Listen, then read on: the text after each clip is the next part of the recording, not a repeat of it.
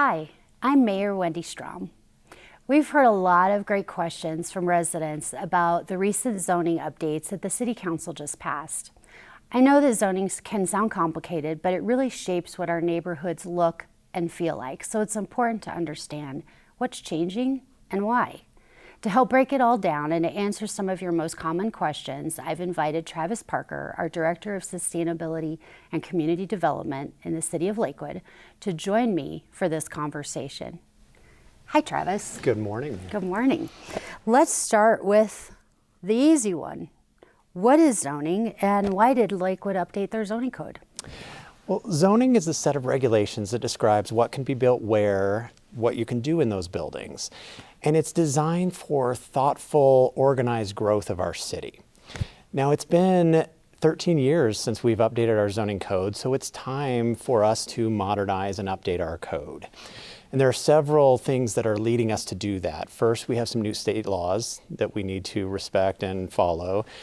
We've got a lot of citizen input through our comprehensive plan. And of course, we've got new priorities from our City Council and our public.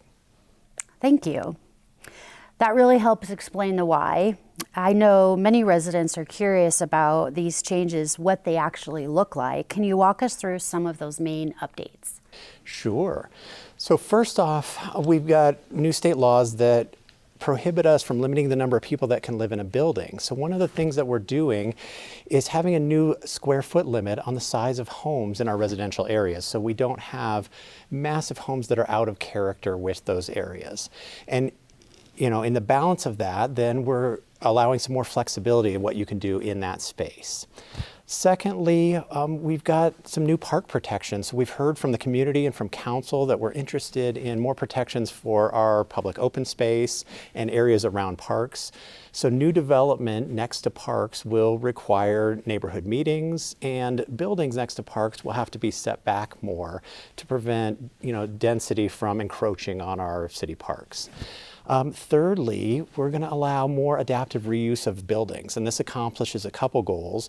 First, it will help us, recycle some of our underused and vacant buildings in the city. And secondly, it'll allow new opportunities for affordable housing in the city. One of the final main points that we're addressing is parking. So one of the new state laws is the cities can't require parking for residential uses near transit. So the code's being updated to accommodate that state law while still balancing the need for parking. Thank you for that. One follow-up question on parking, if I can add. We've heard concerns about the city taking away those minimums of parking.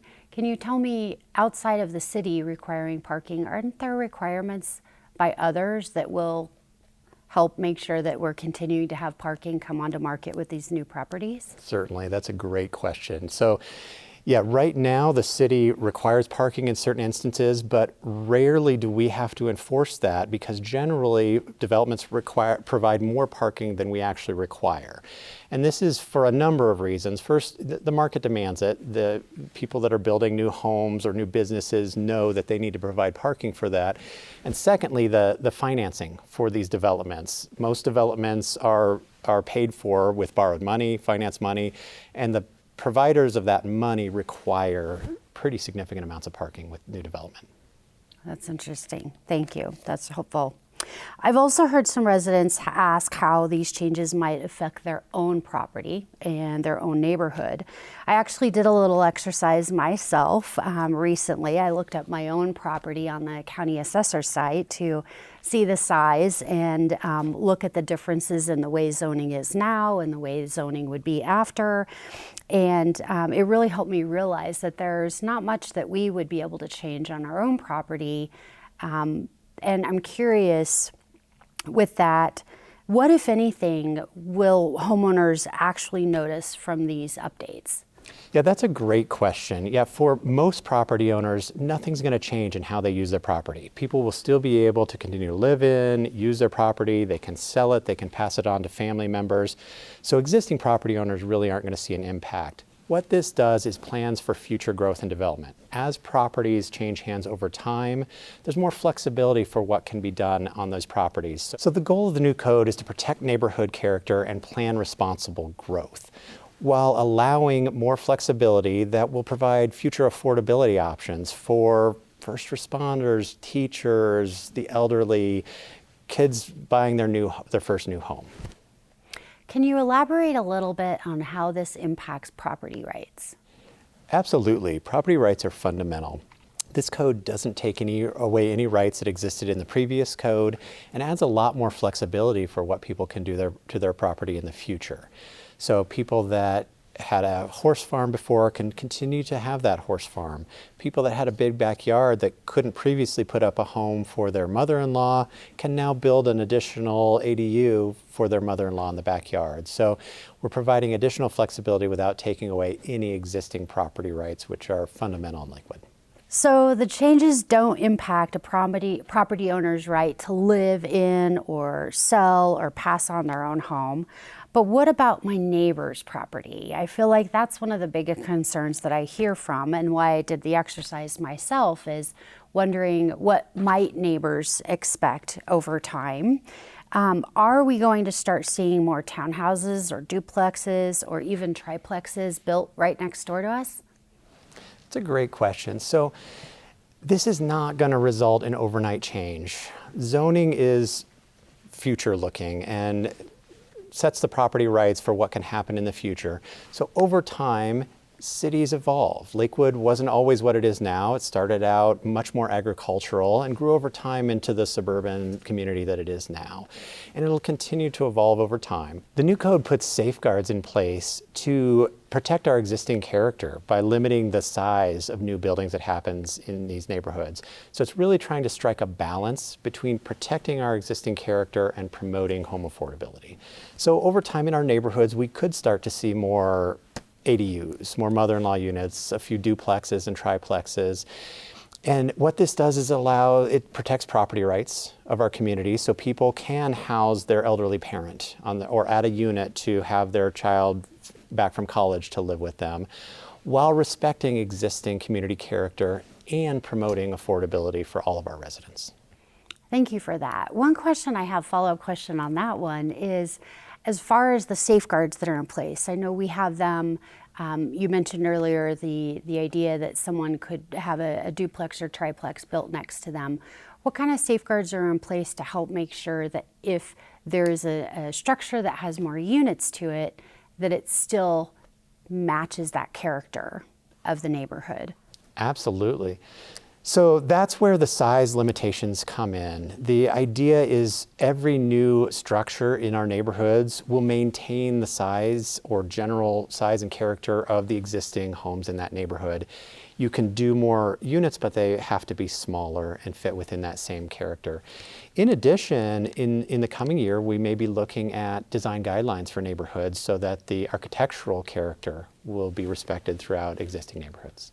One important thing to know is that our old code didn't limit the size of buildings that could be built in single-family neighborhoods. These structures were only limited by the height and the setbacks, so with a really large lot, you could have a really huge building.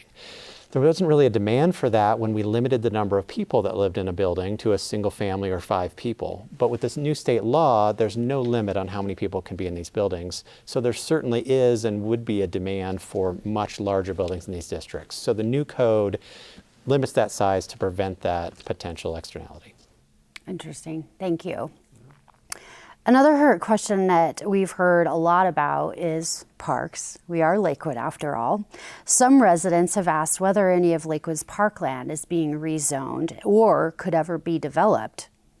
Can you clear up some of those questions? Yeah, both staff and council have heard a lot of concern in recent years about development near parks. Parks cannot be rezoned or redeveloped.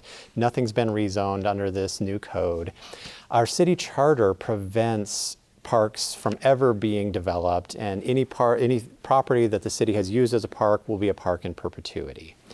So one thing that this new code does do is provide new protection for parks from development. That includes a requirement for neighborhood meetings on developments adjacent to our parks, and new buildings going up next to parks have to step back to avoid the impacts of density on the parks that are so important to our Lakewood residents. Another common question we hear is about water. With all the growth happening across our region, people want to know how Lakewood ensures that we will have water infrastructure that's needed to support a new development without putting any strain on our existing residents. How's that happening? Such an important question. Yeah, Lakewood doesn't provide water and sewer service for most of its residents. There are over 20 water and sewer districts providing those services for Lakewood residents. Those districts are responsible for the service and for maintaining the systems that provide water and sewer service to all homes. When new development happens, they have to pay in a tap fee to participate and be part of those districts, in addition to maybe paying for any additional capacity that's needed to serve their projects. Each water district is responsible for reviewing and approving new development that happens in their system. So if there isn't capacity or isn't availability, the project is either denied or has to pay extra money to make that capacity available. So ultimately, the water and sewer availability is a responsibility of those districts. Now, the new code does provide additional regulations on new development to ensure water conservation and sustainable design. So the code is doing its part to conserve water resources. So Travis, before we wrap up, I want to touch on the state laws that we've mentioned a few times. Some residents have asked how much of these zoning updates were required by the state versus how much is coming from here within the city, whether it be from things that we've noticed that need to be updated since 2012 or things that we've heard community or that council has brought forward. Can you help explain how much of our changes are actually because of the state? That's a great question. Yeah, Lakewood is a home rule city. There are issues of statewide concern that the state legislature has the ability to set rules for all Lakewood communities. Zoning is an area that's of mixed interest, that has some areas of statewide concern like housing affordability and homelessness, and other areas that are strictly home rule. Our code certainly respects those areas of statewide interest, but as a home rule city, we're writing our zoning code around Lakewood's priorities. The City Council has heard for 2 years through the comprehensive plan process from our community what they want to see and what's important to them. And all of the changes in our zoning code, even ones that are being written to accommodate new state laws, are reflecting the priorities of Lakewood citizens. Great, thank you. And for our last question, I want to talk about something that we've heard a lot about, that's density. Many residents are asking what these changes mean for single-family neighborhoods and whether we'll start to see more housing being built nearby. Can you help explain what's actually changing and what that means for homeowners now? Well, as we've talked about, Lakewood is not eliminating or removing the rights to single-family homes. People that own a single-family home today can continue to live in it and use it and pass it on to their family without any changes from before. What this new code does do is provide some new guardrails around what can be built in these neighborhoods to protect their existing character against some of the changes that we've seen in state law, while balancing that with the new flexibility provided to allow for different homeownership opportunities, different housing types in our neighborhoods. So what we expect to see is a protection of our existing character and built form in the neighborhood with the potential for some more small units throughout, internal to buildings or as ADUs, that will allow teachers and first responders and the elderly to be able to continue to afford to live in our Lakewood neighborhoods. Thank you. Thank you so much for taking the time to walk through these very important questions today. I know there's a lot of information for our residents to take in, but this was really valuable and helps clarify some of those updates, why and how, so that we all can feel a little bit more clear and maybe a little bit more comfortable. If residents want to learn more or to take a closer look at what's changing, where is the best place to go? We definitely encourage people to go visit the Lakewood Together website. It's lakewoodtogether.org/zoning updates for more information on this process, and as well as being able to read the entire zoning code there. And just want to emphasize that all of this effort is an effort by staff and by City Council to protect what we love about Lakewood and ensure that we're developing in a responsible way in the future. Thank you so much, Travis. And thank you to everyone who took the time to watch. These updates are an important step in planning for Lakewood's future, while also protecting what is so amazing and great about the place that we live in today. Also, a quick comment too, as Travis had mentioned, that we've had a lot of community members that have been involved with this process over the last couple of years through our advisory groups, through different community events, and even emails that we're hearing or emails that we're receiving from community members and roundtables that counselors are holding. So for anyone that has showed up throughout this process to ask questions or to provide feedback, thank you so much for the time that you have committed to this process as well as we work together to make sure that zoning is done to the best that it can be. I really do think that we can see a brighter future for Lakewood, and a Lakewood that allows more opportunities for us to house some of our younger people that are looking for affordable places to live, as well as our older adults that are looking to downsize and stay within the community they love. Thank you everybody for joining us today, and we'll talk to you soon.